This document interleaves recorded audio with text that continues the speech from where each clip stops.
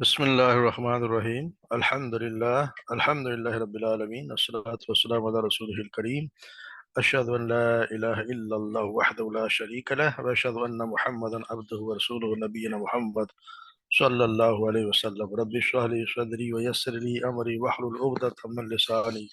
يفقهوا قولي ربنا زدنا علما ربنا زدنا علما اللهم فقنا في الدين اللهم فقنا في الدين اللهم فقنا في الدین۔ السلام علیکم ورحمۃ اللہ وبرکاتہ۔ سب کو قرآن کلاس میں خوش آمدید۔ اللہ تبارک و تعالی ہمارے بات قبول فرمائے،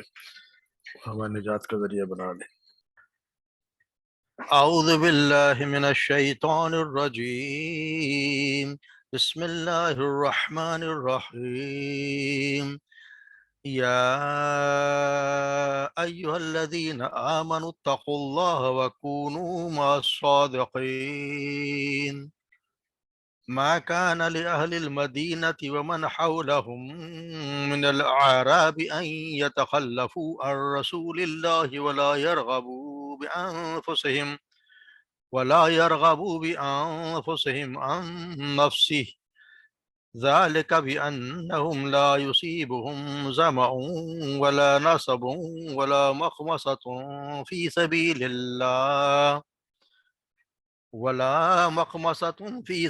الله ولا يطؤون موطئا يغيظ الكفار ولا ينالون من عدو نيلا إلا كتب لهم به عمل صالح إن الله لا يضيع أجر المحسنين ولا ينفقون نفقة صغيرة ولا كبيرة ولا يقطعون واديا إلا كتب لهم ليجزيهم الله أحسن ما كانوا يعملون وما كان المؤمنون لينفروا كافة فلولا نفر من كل فرقة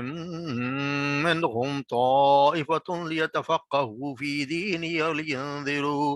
ولينذروا قومهم إذا رجعوا إليهم لعلهم يحذرون۔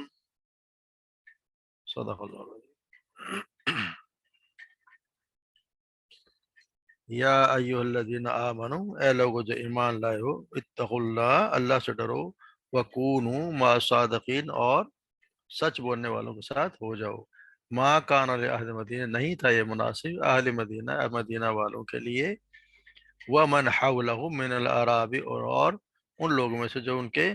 اس کے ارد گرد، یعنی دیہاتوں والے کے، دیہاتوں میں سے جو لوگ ہیں ان کے جو ارد گرد ہیں، ان یتخلفوا عن رسول اللہ، کہ وہ یتخلفوا پیچھے رہتے الرسول، اللہ کے رسول سے، ولا یرغبوا، اور وہ یہ نائب مناسب تھا کہ وہ رغبت رغبت رکھتے بھی انفسهم، اپنی جانوں کے بارے میں، ان نفسی، اس کی جان کے مقابلے میں، اللہ کے رسول کے مقابلے میں اپنے جانوں کی وہ زیادہ رغبت رکھتے، ان کے لیے مناسب نہیں تھا۔ ذالک بانہم، یہ اس لیے کہ بانہم، بے شک وہ، لا یصیبہم، نہیں وہ پاتے کوئی بھی ان کو نہیں بھی کوئی بھی پہنچتی، ظمأن، نہ کوئی، یعنی کہ ظمأ کا پیاس کو، نہ کوئی پیاس، ولا نصب، اور نہ تھکاوٹ، ولا مخمصۃ فی سبیل اللہ، اور نہ کوئی بھوک فی سبیل اللہ کی راہ میں، ولا یطؤون موطیا، اور نہ ہی وہ طے کرتے ہیں کوئی مقام، یعنی کوئی بھی جو وادی طے کرتے ہیں، یغیظ الکفارہ، وہ جو غضب میں، یعنی کہ غصہ دلاتی ہے کفار کو، ولا ینالون، اور نہ ہی وہ حاصل کرتے ہیں، من عدو نیلا، اپنے دشمن سے، نیلا کامیابی، الا، مگر، کتب لہم، لکھ دی جاتی ہے، لہم ان کے لیے بھی، اس کو، عمل صالح، عمل صالح، یعنی اس کا، یہ جو بھی کام کرتے ہیں ان کا عمل صالح لکھ دیا جاتا ہے۔ ان اللہ، بے شک اللہ تعالیٰ، لا یضیع اجر المحسنین، نہیں وہ ضائع کرتا محسنین کا، یعنی نیکی کرنے والوں کا اجر ضائع نہیں کرتا۔ ولا ينفقون، اور نہ ہی وہ خرچ کرتے، نفقتن کوئی بھی چیز، یعنی تھوڑا بہت بھی جو خرچ، کوئی چھوٹا خرچ،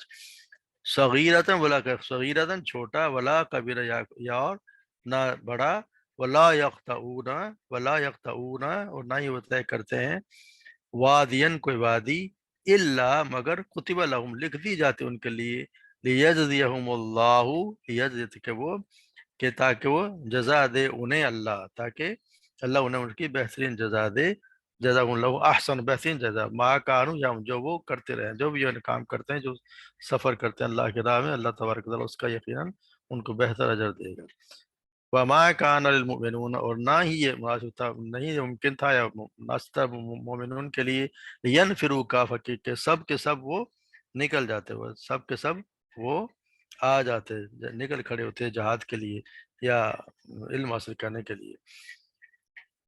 ولولا نفر من کل فرقۃ، مگر کیوں نہ ایسا ہوا کہ لا نفر نہیں نکلے، من کل فرقۃ ہر فرقے، ہر گروہ میں سے، منہم ان میں سے، طائفۃ ایک گروہ، یعنی ایک گروہ کچھ لوگ کیوں نہیں نکلے ان تمہارے ایک ہر فرقے میں سے، یتفقہوا فی الدین، تاکہ وہ فقاہت یعنی کہ سمجھ بوجھ حاصل کرتے دین میں، وَلِيُنذِرُوا قَوْمًا، پھر وہ تاکہ وہ ڈراتے قوموں اپنے قوم کو، اذا رجعوا جب وہ ان کے پاس لوٹتے، الیہم ان کی طرف، لعلہم یحذرون تاکہ وہ بچ جائیں، تاکہ وہ ڈریں، تاکہ اس چیز سے جو ان کو ڈرائیں، دین کے معنی سمجھائیں، تاکہ وہ ڈریں کہ ہم نے کیا عمل، ہم نے کیا کچھ کرنا ہے۔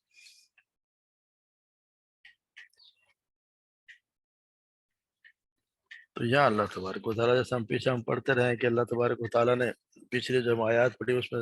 اللہ تعالیٰ نے جو سچے تھے مسلمان، جو سچے صحابہ کرام تھے، وہ خاص طور سے وہ 3 صحابہ کرام کو ان کے ساتھ صرف سچائی کی وجہ سے ان کی غلطی کا اللہ تبارک و تعالیٰ نے معاف کر دی، اور ان کی توبہ کو اللہ تبارک و تعالیٰ نے قرآن میں بھی، قرآن میں بنا کر ان کو نازل کر دیا، جو ہمیشہ ہمیشہ پڑھی جائے گی۔ ان کے لیے کتنا بڑا اعزاز ہے کہ ان کی بات، ان کا جو انہیں سچائی کو جو قیامت تک لوگوں پہ پڑھا جائے گا۔ اس لیے مومن کو حکم دیا گیا کہ اللہ سے ڈرو اور سچوں کے ساتھ ہمیشہ سچائی کا ساتھ دو۔ اس کا مطلب یہ ہے کہ جس طرح جس کے اندر تقوی یعنی اللہ کا خوف ہوگا تو وہ سچا بھی ہوگا، جو جھوٹا ہوگا تو سمجھ لے کہ اس کا دل جو ہے وہ تقوی سے خالی ہے۔ سچے لوگوں کی تعریف کرتے ہوئے، ویسے اللہ تعالیٰ نے جیسے پڑھا سورہ بقرہ میں، لیس البر ان تولوا وجوہکم قبل المشرق والمغرب، یہ پڑھا نا، نیکی یہ کہ نہیں ہے کہ تم اپنے منہ مشرق و مغرب کی طرف پھیرو، لیکن اصل نیکی اس وجہ سے ہے کہ جو اللہ اور یوم آخرت اور فرشتوں اور کتاب اور نبی پر ایمان لائے، اور مال دے اس کی محبت کے باوجود قرابت والوں اور یتیم اور مسکین اور مسافر اور مانگنے والوں کو، اور گردنیں چھڑانے میں، اور نماز قائم کرے اور زکوٰۃ دے، اور جو اپنا عہد پورا کرنے والے ہیں، یہ سب عہد کریں جو خصوصاً، اور جو عیب کریں اور جو خصوصاً تنگ دستی اور تکلیف میں اور لڑائی کو صبر کرنے والے ہیں۔ یعنی یہ جو صفات اتنی ہیں، ان کی جتنی چیزیں جو ایمان بھی اللہ پر لاتے ہیں، فرشتوں پر بھی، کتابوں پر بھی، نبیوں پر بھی، اور اللہ کی راہ میں مال بھی خرچ کرتے ہیں، یتیموں پر، مسکینوں پر، مسافروں پر، اور لوگوں کی گردنیں چھڑانے میں، اور پھر نماز قائم کرتے ہیں، زکوٰۃ دے، اور اپنا جب بھی کوئی عہد کرے تو پورا کرنے والے ہیں، اور جو تنگ دستی میں اور تکلیف میں سے خرچ کرنے والے ہیں، یہ جن کی ہیں یہ صفات، یہی وہ لوگ ہیں جنہوں نے سچ کہا، یہی وہ لوگ ہیں جنہوں نے سچ کہا، اولئک الذین صدقوا واولئک هم المتقون، اور یہی وہ لوگ ہیں جو بچنے والے، یہی وہ جو تقوی اختیار کرنے والے۔ اللہ تبارک و تعالیٰ نے سچائی کی کتنے سب صفات کے، جو سچا آدمی ہے ان میں یہ صفات بھی پائی جاتی ہیں، جس کی کتنا اجر ہے سچ کی، تو ہمیشہ سچ کا ہی حساب سچائی کے ساتھ دینا چاہیے۔ حضرت عبداللہ بن مسعود رضی اللہ تعالیٰ عنہ بیان کرتے ہیں کہ آپ صلی اللہ علیہ وسلم نے فرمایا، یقیناً سچائی نیکی کی طرف رہنمائی کرتی ہے، اور نیکی جنت کی طرف لے جاتی ہے، اور آدمی سچ بولتا رہتا ہے یہاں تک کہ وہ صدیق کا لقب اور مرتبہ حاصل کر لیتا ہے، اور جھوٹ نافرمانی کی طرف رہنمائی کرتا ہے، اور نافرمانی جہنم کی طرف لے جاتی ہے، اور آدمی یقیناً جھوٹ بولتا رہتا ہے یہاں تک کہ اللہ کے ہاں وہ بہت جھوٹا لکھ دیا جاتا ہے، اور لکھ دیا جاتا ہے کہ یہ جھوٹا ہے، اور اس کے لکھ دیا جاتا ہے کہ وہ صدیق ہے، جو انسان سچ بولتا رہتا ہے، سچ ہی پہ سچ بولتے ہوئے اس کو صدیق لکھ دیتا ہے، اس کے لیے جھوٹ بولتا ہے جو جھوٹا لکھ دیا جاتا ہے۔ سیدنا حسن بن علی رضی اللہ تعالیٰ عنہ بیان کرتے ہیں کہ مجھے رسول اللہ صلی اللہ علیہ وسلم کی زبان میں سنے ہوئے الفاظ یاد ہیں کہ وہ چیز چھوڑ دے جو تجھے شک میں ڈالے، اور اس کو اختیار کر جس کی بابت تجھے شک و شبہ نہ ہو، اس لیے کہ سچ اطمینان کا باعث اور جھوٹ شک اور بے چینی میں، سچ جو ہے وہ ہمیشہ اطمینان کا باعث بھی ہوتا ہے. اس سے سیدنا سہل بن حنیف رضی اللہ تعالیٰ عنہ جو بدری صحابی بھی ہیں وہ روایت کرتے ہیں کہ آپ صلی اللہ علیہ وسلم فرمایا جو شخص سچے دل سے اللہ سے شہادت مانگے مگر اسے کافروں سے لڑنے کا موقع نہ ملے تو اللہ تعالیٰ اسے شہداء کے مرتبوں تک پہنچا دے گا اگرچہ اسے اپنے بستر پر ہی موت کیوں نہ آئے. تو یہ اس سے بتایا کہ ہمیشہ سچوں کا ساتھ دینا تو سچ ہی کا ہونا چاہیے. پھر یہ فرمایا کان اہل مدینہ تھی، یہ مدینہ والوں کے لیے یہ مناسب نہیں تھا اور نہ ہی ان لوگوں کے لیے جو باہر کے جو پاس پاس کے دیہات تھے کہ وہ پیچھے بیٹھے رہتے اللہ کے رسول کے. اللہ کے رسول تو جہاد پہ جا رہے ہیں اور یہ لوگ سارے وہ پیچھے بیٹھے ہیں. اس کا لیے کہ وہ اپنی جانوں کا زیادہ رغبت رکھتے، اپنے جانوں نے زیادہ پہ رسول صلی اللہ علیہ وسلم کے مقابلے میں. تو یہ ان کے لیے مناسب نہیں تھا کیونکہ غزوہ تبوک میں تو شرکت کے لیے عام منادی کرا دی گئی تھی کہ اس لیے جو معذور بوڑھے اور دیگر شرعی عذر رکھنے والے تو سب کے لیے شرکت ضروری ہو گئی تھی. لیکن پھر بھی جو مدینہ کے رہنے والے اطراف مدینہ میں رہنے والوں میں اس جہاد میں شریک نہیں ہوئے تو اللہ تعالیٰ ان سے فرما رہا ہے کہ ان کو رسول اللہ صلی اللہ علیہ وسلم کے پیچھے نہیں رہنا چاہیے تھا. اور یہ بھی ان کے لیے کوئی زیبا نہیں ہے کہ اپنے خود اپنی جانوں کا تحفظ کر لیں اور آپ صلی اللہ علیہ وسلم کی جان کے تحفظ کا انہیں خیال نہ رہو، بلکہ انہیں تو رسول اللہ علیہ وسلم کے ساتھ رہ کر اپنی سے زیادہ ان کے تحفظ کا اہتمام کرنا چاہیے تھا. آگے اس لیے فرمایا گیا آگے جو فرمایا کہ انہیں اس لیے بھی پیچھے نہیں رہنا چاہیے کہ اللہ کی راہ میں یہ جو آگے اللہ کی راہ میں جو جائے گا ذالک بانہم لا یصیبہم کہ نہیں ان کو کوئی نہیں پہنچے گا ان سے مگر کوئی بھی ظمأ جو بھی کوئی پیاس ہے کوئی تھکاوٹ ہے اور یا کوئی اللہ کی راہ میں بھوک ہے اللہ کی راہ میں ولا یا کہ جو بھی کوئی وہ سفر کرتے ہیں کوئی وادی طے کرتے ہیں تو اس میں جو بھی وہ قدم رکھتے ہیں کسی جگہ میں قدم رکھتے ہیں تو وہ یا وہ ایسا کام کرتے ہیں جو غیظ الکفار جو کافروں کو غصہ دلانے والی ہو بلا یا نبولا من عدو اور جب وہ بھی کوئی کامیابی حاصل کرتے ہیں دشمن کے مقابلے میں تو یہ سب کچھ ان کے لیے عمل صالح میں لکھ دیا جاتا ہے. اس لیے بھی ان کو نہیں رہنا چاہیے کہ جو بھی کوئی پیاس تھکاوٹ وہ پہنچے گی یا سکتا ہوں کافروں کے غیظ و غضب میں اضافہ ہوگا اس طرح دشمن کے آدمیوں کو قتل کریں گے یا ان کو قیدی بنائیں گے تو سب کے سب عمل جو ہے وہ عمل صالح میں لکھے جائیں گے. یعنی عمل صالح صرف یہی نہیں کہ آدمی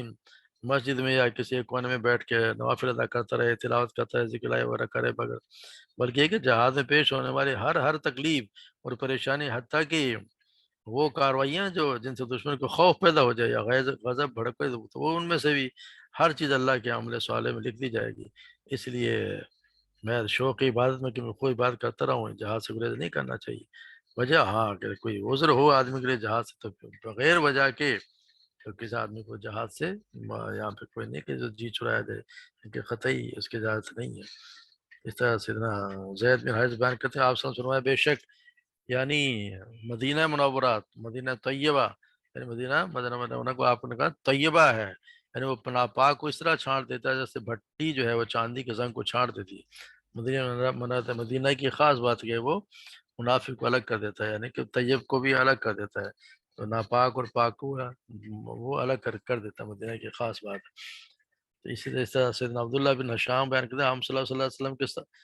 ساتھ تھے اور نبی صلی اللہ علیہ وسلم عمر بن خطاب کا ہاتھ پکڑے ہوئے تھے. تو عمر رضی اللہ تعالیٰ نے کہا کہ اے اللہ کے رسول آپ میرے نزدیک میری جان کے سوا ہر چیز سے زیادہ محبوب ہیں. آپ صلی اللہ علیہ وسلم فرمایا نہیں یہ کافی نہیں ہے اس ذات کی قسم جس کے ہاتھ میں میری جان ہے جب تک میں تمہارے نزدیک تمہاری جان سے بھی زیادہ عزیز نہ ہو جاؤں تم مومن ہو نہیں سکتے. تو عمر رضی اللہ عنہ برض کی اللہ کی قسم اب آپ میرے نزدیک میری جان سے بھی زیادہ عزیز ہیں. آپ صلی اللہ علیہ وسلم نے فرمایا اے عمر اب تم مومن ہوئے. اسی طرح جب سفر کرتے ہیں لوگ اللہ کی راہ میں ابو ہریرہ بیان کرتے ہیں آپ نے فرمایا اس شخص کی مثال جو اللہ کی راہ میں جہاد کرتا ہے اور اللہ خوب جانتا ہے کہ کون اس کی راہ میں جہاد کرتا ہے. اللہ جانتا ہے کہ دل سے کون جہاد کر رہا ہے یا کوئی اپنے بڑائی کے لیے گیا ہے اپنے بہادری دکھانے کے لیے گیا یا اللہ کی راہ میں واقعی اللہ ہی کے لیے گیا تو اللہ خوب جانتا ہے کہ اس کی راہ میں جہاد کرتا کون جہاد کرتا ہے. ایسے میں جیسے ہر روز روزہ رکھنے والا اور تمام رات نماز پڑھنے والا اور اللہ نے اپنی راہ میں جہاد کرنے والے کے لیے اس بات کی ضمانت بھی دی ہے کہ اگر اس کو موت دے گا تو اسے جنت میں داخل کرے گا یا پھر غازی بنا کر اسے ثواب اور مال غنیمت کے ساتھ لوٹا دے گا. یہ جہاد والے کی بڑی فضیلت ہے جہاد کرنے. ابو سعید خدری بیان کرتے ہیں کہ آپ صلی اللہ علیہ وسلم نے فرمایا آپ صلی اللہ علیہ وسلم کے پاس ایک آدمی آیا اور پوچھا کہ لوگوں میں افضل کون ہے. آپ نے فرمایا وہ جو اپنے جان و مال اللہ کے راستے میں جہاد کرتا ہے. اسے عرض کی اس کے بعد کون؟ تو آپ نے فرمایا وہ لوگ وہ آدمی جو لوگوں سے الگ تھلگ ہو کر کسی پہاڑی کی گھاٹی میں رہتا ہے اور اللہ سے ڈرتا ہے، لوگوں کو اپنے شر سے بچاتا ہے، یعنی لوگوں کو بھی اپنے شر سے بچاتا ہے۔ اس طرح سیدنا ابو حبس رضی اللہ تعالیٰ عنہ بیان کرتے ہیں کہ آپ صلی اللہ علیہ وسلم فرمایا، جس شخص کے قدموں پر راہ جہاد کے چلنے کی وجہ سے گرد و غبار پڑی، اس پر جہنم کی آگ حرام ہو گئی۔ اور دوسری جگہ فرمایا، جس بندے کے بھی قدم اللہ کی راہ میں غبار آلود ہو گئے، انہیں جہنم کی آگ چھوئے یہ ناممکن ہے، اس کے جہنم کی آگ نہ چھو ہی نہیں سکتی۔ حضرت ابو ہریرہ بیان کرتے ہیں کہ رسول اللہ صلی اللہ علیہ وسلم نے فرمایا، جنت میں ایک کمان رکھنے کی جگہ، یعنی اتنی جگہ جس میں ایک کمان یا ایک کوڑا رکھا جا سکے، مشرق و مغرب کے درمیان موجود ہر چیز سے بہتر ہے۔ اور اللہ کے راستے میں ایک صبح گزارنا، ایک شام گزارنا، مشرق و مغرب کے درمیان موجود ہر چیز سے بہتر ہے۔ تو یہ اللہ تبارک و تعالیٰ، اللہ نے اور اللہ کے رسول نے جہاد کی ترغیب دی ہے کہ اللہ کی راہ میں جہاد کرنا کتنا بڑا عمل ہے۔ پھر یہ بتایا کہ ولا ينفقون نفقة صغيرة ولا كبيرة، وہ نہیں خرچ کرتے کوئی چھوٹا یا کوئی چھوٹا خرچ کوئی بڑا خرچ، ولا يقطعون واديا، اور نہ ہی کوئی وادی طے کرتے ہیں، الا كتب لهم ليجزيهم، یہاں تک کہ وہ لکھ دی جاتی ہے، لکھ دیا جاتا ہے ان کے لیے تاکہ انہیں ان کا لیجزی لهم احسن ما كانوا يعملون، کہ ان کو بہترین جزا دے جو وہ کیا کرتے تھے، اللہ تبارک و تعالیٰ اس کے انہیں بہترین جزا دے۔ پہلی جو ہم اس سے پہلے والی آیت پڑھی اس میں تو ہر اختیاری اور غیر اختیاری عمل کرتا ہے، کہ غیر اختیاری بھی تھا اور غیر اختیاری دونوں چیزیں تھی، مگر یہاں کیا ہے کہ وہ ان کا تھا کہ عمل سارے لکھے جائیں گے۔ اس میں بالخصوص ان اعمال کا ذکر ہے جو اختیاری ہو سکتا ہے، یعنی آپ اختیار اپنے اختیار سے کام کرتے ہیں، آپ کا اختیار ہے، اس میں اختیار ہے کیونکہ اس میں بھوک پیاس وہ چیز آپ کا اختیار میں نہیں، یہ تو آپ کے اختیار میں ہے کہ اللہ کی یہ اور یہ اختیاری، اور یہ جہاد فی سبیل اللہ کی بنیاد ہے، یعنی زیادہ سفر ہے، سواری ہے، اسلحہ جو ہے، جو بھی میسر آ سکے اسے آپ خرچ کرتے ہیں، اپنا خرچ کتنا کرتے ہیں اللہ کی راہ میں، یہ آپ کا اختیار ہے۔ اس لیے سفر جہاد پہ جو نکل پھر کا سفر جہاد پہ جو نکل کھڑے ہوتے ہیں، ان کاموں کا اللہ تبارک و تعالیٰ بہترین صلہ ضرور عطا فرمائے گا۔ ٹھیک ہے، ہم پڑھتے ہیں اللہ تبارک و تعالیٰ سورہ بقرہ فرماتے ہیں، مثل الذین ينفقون اموالهم فی سبیل اللہ کمثل حبۃ انبتت سبع سنابل فی کل سنبلۃ مئۃ حبۃ، یعنی ان لوگوں کی مثال جو اپنے مال اللہ کے راہ میں خرچ کرتے ہیں، ایک دانے کی مثال کی طرح ہے، جس کے 7 خوشی اگائے، ہر خوشی میں 100 دانے، اور اللہ اس کے لیے چاہتا ہے، واللہ یضاعف لمن یشاء واللہ واسع علیم، جس کے لیے چاہتا ہو بڑھا دیتا ہے، وہ بڑی وسعت والا اور سب کچھ جاننے والا ہے۔ سیدہ مسلم کا حدیث ہے کہ سیدہ ابو مسعود رضی اللہ تعالیٰ بیان کرتے ہیں، ایک شخص آپ صلی اللہ علیہ وسلم کے پاس ایک لگام والی اونٹنی لایا اور اس نے کہا کہ یہ جہاد کے لیے قبول کیجیے، تو آپ صلی اللہ علیہ وسلم نے فرمایا، اس اونٹنی کے بدلے اللہ تعالیٰ قیامت کے دن تمہیں 700 اونٹنی عطا فرمائے گا جو سب لگام والی ہوں گی، یعنی ایک کے بدلے 700۔ سیدنا ابو ہریرہ بیان کرتے ہیں کہ آپ صلی اللہ علیہ وسلم نے فرمایا، انسانوں پر کوئی دن ایسا نہیں گزرتا جس میں 2 فرشتے نہ اترتے ہوں، ان میں سے ایک فرشتے دعا کرتے، اے اللہ، جس نے تیری راہ میں خرچ کیا اسے اچھا بدلہ دے، اسے اچھا بدلہ عطا فرما۔ دوسرا کہتا ہے، اے اللہ، ہاتھ روکنے والے کا مال تلف کر، یعنی جو بخل کرتا ہے اس کا اللہ تو فرشتہ دعا کرتا ہے اس کا مال جو تلف کر دے۔ اس لیے صدقہ کوشش کرنی چاہیے کہ انسان روزانہ کچھ نہ کچھ صبح کے وقت صدقہ دے دے، تو اللہ تبارک و تعالیٰ کے فرشتوں کی دعا ہے اس کے لیے کہ اللہ تبارک و تعالیٰ اسے عطا کرتا ہے، وہ کہتے ہیں کہ اللہ تعالیٰ عطا کر، تو فرشتوں کی دعا قبول ہوتی ہے، اللہ تبارک و تعالیٰ اسے ضرور نوازتا ہے۔ پھر وما کان المؤمنون ینفروا کافر، یہ ممکن ہے، یہ تو مناسب نہیں ہے، ممکن ہے کہ مومن سب کے سب نکل جائیں، مگر یہ کہ فلولا نفر من کل فرقۃ منهم طائفۃ، کہ ان میں ہر ایک کچھ نہ کچھ کیوں نہ نکلے تاکہ وہ یتفقہوا فی دین، تاکہ وہ دین کی سمجھ حاصل کریں، اور تاکہ وہ قوم پھر کیا کریں، ینذروا قومہم، پھر اپنے قوم کو اس سے ڈرائیں، اذا رجعوا الی، جب وہ ان کی طرف لوٹ کر جائیں، لعلہم لیحذرون، تاکہ وہ بچ جائیں۔ تو یہ ایک تو اس کی آیت یہ جہاد کے لیے ہوتا ہے کہ جہاد کے لیے کہا گیا کہ سب کے سب نہ نکلے، مگر یہاں تو سب کو دیا گیا، کہا گیا تھا۔ یہ بھی ہے کہ دوسری تفسیر اس کی ہے کہ پوری قوم تو بے وہ دین کا حاصل کرنے کے لیے نہ نکلے، ہر جماعت اور ہر قبیلے کے چند افراد کو تو علم دین حاصل کرنا ضروری ہے، ہر بستی سے، ہر قبیلے سے لوگ نکلیں، اور کچھ لوگوں کو چاہیے کہ وہ دین کا علم حاصل کریں، اور پھر وہ علماء کا فرض بھی ہے کہ جو لوگ وہ لوگوں کو اللہ تعالیٰ کے نافرمانی کے برے نتائج سے ڈرائیں۔ تو یہ اصل میں جب ہم نے پہلے پڑھا ہے کہ جی پہلے بتا دیا گیا تھا کہ یہاں دارالاسلام کے جو بیشتر جو دیہاتی آبادی ہے وہ نفاق میں زیادہ اس وجہ سے مبتلا ہیں کہ سارے کے سارے جہالت میں پڑے ہوئے ہیں. ہم نے پچھلے کچھ آیتوں پہلے پڑھا ہے. اس کی وجہ یہ تھی کہ علم کے مرکز سے وابستہ نہ ہونے سے اور اہل علم کی صحبت ان کو میسر نہیں آتی تھی، مدینہ منورہ سے دور رہتے تھے. پھر وہ بس وہ جو سن لیا اسی بات پہ چلتے تھے. تو ان کو تو اللہ کے دین کی حدود کو معلوم ہی نہیں تھی. اب یہ فرمایا جا رہا ہے کہ دیہاتی آبادیوں کو اس حالت میں پڑا نہ رہنے دیا جائے، اور کوئی ایسا انتظام کیا جائے کہ ان کو پڑھایا جائے اور ان کو سمجھ بوجھ بھی آتا، تاکہ وہ دین کو سمجھے، اس پہ عمل کرے.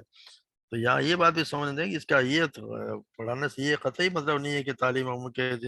یہاں پر جس کے بعد حکم دیا جا رہا ہے تو اس کا اصل مقصد عوام الناس کو صرف یہ کہ خواندہ بنانا ہو یا ان کو بس کتاب پڑھنی آ جائے، اس نوعیت کا علم پھیلانے کا مقصد نہیں ہے، بلکہ واضح طور پر اس کا مقصد حقیقی یہ متعین کر دیا گیا ہے کہ لوگوں میں دین کی سمجھ پیدا ہو، اور اس حد تک ہوشیار اور خبردار کر دیا جائے کہ وہ غیر مسلمانہ جو رویہ ہے ان کے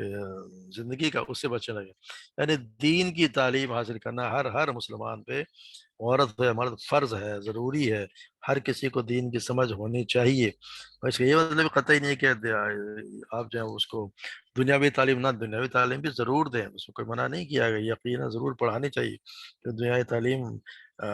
پڑھیں گے تو یہ آگے بھی بڑھیں گے. مگر دنیاوی تعلیم کا صرف حاصل کر لینا قطعی مقصود نہیں ہونا ہے، اس کا کوئی یہ سمجھے کہ اسی کو کامیابی ہے. اگر ہر شخص چاہے وہ آئنسٹائن بن جائے، لیکن اگر اس کو دین کی فہم سے آ رہی ہو اور غیر مسلمانہ رویہ پہ زندگی کو اس نے بھٹکا ہوا ہو، تو پھر ایسی تعلیم کو تو اسلام لعنت بھی ہے، جس کو کوئی مقصد نہ ہو. ٹھیک ہے، آپ نے بہت کام کیا مگر آپ کو فائدہ، ٹھیک ہے دنیا میں تک آپ مشہور ہو گئے، آپ نے کام بھی کیا، لوگوں کو فائدہ بھی ہوا، مگر جب اللہ کے یہاں جائیں گے تو آپ کے پاس کچھ بھی نہیں. اس لیے دین کی تعلیم حاصل کرنا، دین کا علم حاصل کرنا ہر مسلمان پہ لازم ہے، چاہے عورت ہو چاہے مرد ہو، یہ ہر حال میں لازم ہے، ان کو ضروری ہے. اللہ تعالیٰ ہم بڑے ایسے معاویہ بیان کرتے ہیں، آپ نے فرمایا جس شخص سے اللہ تبارک و تعالیٰ بھلائی کا ارادہ کرتا ہے اسے دین کی سمجھ بوجھ عطا فرما دیتا ہے.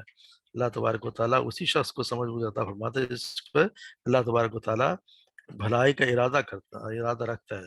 تو ہمیں بھی یہ خوشی ہونی چاہیے کہ اللہ تبارک و تعالیٰ انشاءاللہ ہمارے بارے میں بھی اچھا ارادہ رکھتے ہیں، کہ ہمیں بھی کچھ نہ کچھ سمجھنے کا موقع ملا. ہم کوشش تو کر رہے ہیں، کم سے کم سمجھنے کی کوشش کر رہے ہیں اللہ کے دین کو، اس کے صحیح اس کی راز و مقاصد کے مقام کے تحت ہم ان کو سمجھنے کی پوری کوشش ہماری جاری ہے. باقی سمجھ بوجھ جتنی اللہ تبارک و تعالیٰ سمجھ دے، اس پہ عمل بھی کرائے. یہ اللہ نے توفیق دی ہے تو ہم ادھر آئے. بنائی شدھ دیکھیں کتنے بہت سے لوگ، کتنے میں کروڑوں لوگ اس وقت آپ ٹی وی کے آگے بیٹھے ہیں، کوئی فلم دیکھ رہا ہے، کوئی کچھ کر رہا ہے، مگر اللہ تبارک و تعالیٰ نے ہمیں توفیق دی، اور ہے اسی کی توفیق کی وجہ سے. اس کی توفیق کے بغیر تو کچھ بھی نہیں ہوتا. ہم قرآن پڑھنے کی سمجھنے کی کوشش کر رہے ہیں. یہ اللہ تبارک و تعالیٰ کا ہمارے لیے انشاءاللہ بھلائی کا ارادہ ہی ہے. ہمیں اس نے ظن رکھنا چاہیے کہ اللہ تبارک و تعالیٰ ہمارا معاملے میں انشاءاللہ اچھا ہی ارادہ ہے، اس لیے ہم سمجھنے کی کوشش کر رہے ہیں. یہ بہت بڑی خوشخبری ہے. اسی طرح سے ابو موسیٰ اشعری بیان کرتے ہیں کہ آپ صلی اللہ علیہ وسلم فرمایا، جو علم اور ہدایت اللہ تعالیٰ نے مجھے عطا فرما کر مبعوث کیا ہے، اس کی مثال اس بارش کی طرح جو زور کے ساتھ زمین پر برستی ہے. جو زمین صاف ہوتی ہے وہ پانی کو پی لیتی ہے، اور بہت گھاس اور سبزہ کو آتی ہے. جو زمین سخت ہوتی ہے وہ پانی کو روک لیتی ہے. پھر اللہ تعالیٰ اسے لوگوں کو فائدہ پہنچاتا ہے، وہ اسے پیتے ہیں اور اپنے جانوروں کو پلاتے ہیں، کھیتوں کو سیراب کرتے ہیں. اور کچھ بارش زمین کے ایسے حصے کو پہنچتی ہے بالکل چٹیل میدان ہوتا ہے، نہ پانی کو روکتا ہے نہ سبزہ اگاتا ہے. بس یہی مثال شخص جو اللہ کے دین میں سمجھ بوجھ حاصل کرے اور اسے وہ چیز نفع دے جو میں نے اسے دے کر بھیجا گیا ہوں، اور اس دین کو پڑھے اور پڑھائے، دونوں کام کرے، یعنی پڑھے بھی اور پڑھائے بھی، تاکہ لوگ اس سے فائدہ اٹھائیں. اس دین کو پڑھے اور پڑھائے، اور مثال اس شخص کی جس نے اس کی طرف سر تک نہ اٹھائے، اور اللہ کی اس ہدایت کو جس کے ساتھ میں بھیجا گیا ہوں قبول نہ کیا، تو اس کی مثال ایسی جیسے کوئی زمین پہ پانی رکتا ہی نہیں. تو اللہ تبارک تعالیٰ ہمیں ایسے ان لوگوں میں شمار کرے جن کو کچھ ہم سمجھ بھی ہمیں آئے، اور اس میں فائدہ خود بھی اٹھائیں، اور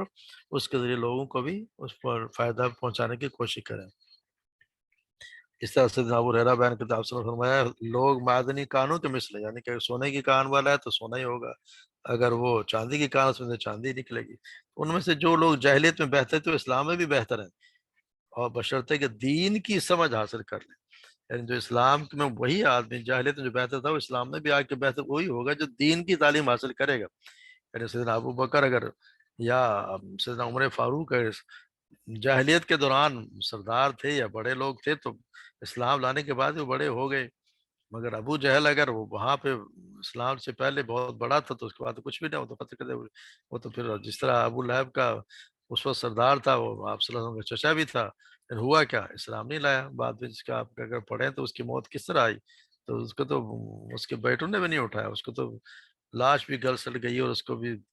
लकड़ियों से गड्ढे में डाल दिया गया जब बदबूदार हो गई थी। जो जिसको दीन के अल्लाह ने समझ दे दी, जो दीन समझ गया, उसको अल्लाह तबारक व तआला ने मर्तबा दिया, उसको इस्लाम से पहले भी और इस्लाम के बाद भी। तो असल जो है बुनियाद दीन की समझ है, दीन की समझ और उस पे अमल। तो हमें भी कोशिश करना चाहिए कि जो भी पढ़े, हम जो भी पढ़े उस पे उसको समझें अच्छी तरह। फ़िक़ाहत, ये फ़िक़ा जो है ये दीन की समझ से मुराद है। ये हमारे यहाँ जो लगा दिया गया ना कि बस फ़िक़ा के तालिब, वो भी ठीक है, ये हिस्सा है, मगर असल ये है तफ़क़्क़हू फ़िद्दीन, दीन की समझ हासिल करें कि इसका मकसद क्या है। सल्लल्लाहु अलैहि वसल्लम पे किन हालात में, आप सल्लल्लाहु अलैहि वसल्लम ने इसका क्या मकसद लिया, सहाबा किराम ने इससे क्या मुराद ली। असल ये दीन की समझ ये है। और फिर ये कि युनज़िरु कौमहुम, और ताकि डराएं अपने लोगों को, बताएं घर वालों को, बताएं घर वालों को समझाएं। ये कौम नहीं थे उनको ज़ाहिर थी, मगर जो हमारे जो माते थे लोग, उन्हें कम से कम हम समझाएं। युनज़िर कौम इज़ा रजऊ इलैहिम व लअल्लहुम, या ताकि वो डरें, ताकि उनको भी समझ बूझ पैदा हो और वो भी इस बात से डरें कि एक दिन अल्लाह के यहाँ खड़े होना है, अल्लाह के यहाँ हिसाब देना है हर हर बात का। और अल्लाह तबारक व तआला जो जो उसकी कफ़ालत में है, हर वह शख्स जो घर का ज़िम्मेदार है, तो उससे पूछा जाएगा अपनी उसकी जो उसके अहल हैं या रियाया जिसको कहते हैं, उनके मुतालिक अल्लाह तबारक व तआला पूछेगा। इसलिए हमें कोशिश करनी चाहिए हम औलाद को, अपनी औलाद को, अपने बीवी बच्चों को, उनको नमाज़ी बनाएँ, उनको कुरान पढ़ाएँ। कुरान का पढ़ना ज़रूरी है, नहीं वो पढ़ा जाएगा तो हमसे पूछा है कि क्यों नहीं पढ़ाया। अगर कोई नमाज़ नहीं पढ़ता तो जब तक बच्चे बालिग हैं, हमसे पूछा जाएगा कि क्यों ने इनको आदत डाली। ये बड़ा ख़तरनाक सवाल। अल्लाह तबारक व तआला हम सबको हिदायत दे और उस पे अमल करने की तौफ़ीक़ अता फ़रमाए। अल्लाह तबारक व तआला हमसे भी टूटी-फूटी जो कोशिशें हैं उसे कबूल फ़रमा ले। जो हमसे गलतियाँ हैं हो रही हैं उनसे दरगुज़र फ़रमाए और दीन की सही समझ अता फ़रमाए, उस अमल करने की तौफ़ीक़ अता फ़रमाए। वमा अलैना इल्लल बलाग।